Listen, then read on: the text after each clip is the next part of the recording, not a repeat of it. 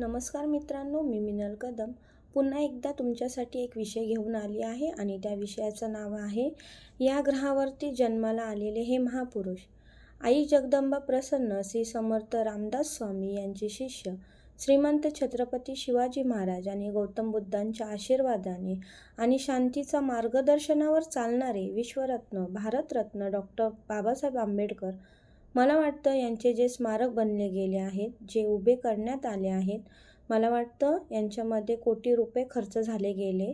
तर मला वाटतं हे कोटी रुपये शेतकरी वर्ग आणि गोरगरीब मुलांच्या शिक्षणासाठी वापरला गेला असता आणि वापर केला गेला असता तर मला वाटतं सांगायची गरज नाही आहे काय झाले असते.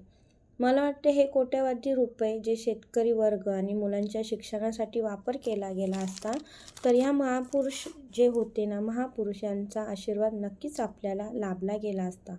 ते महापुरुष आपल्यात नाही आहे असे समजू नका आणि असा विचारही करू नका आणि असा विचारही केला गेला नाही पाहिजे.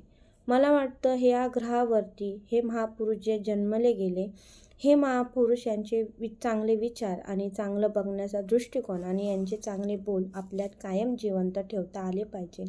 आणि हे आपल्याला कुठेतरी महापुरुष आपल्याला पाहत आहेत हे विसरू नका आणि हे महापुरुष आपल्या पाठीशी आहेत, हे कायम आपल्या पाठीशी आहेत हेही विसरू नका.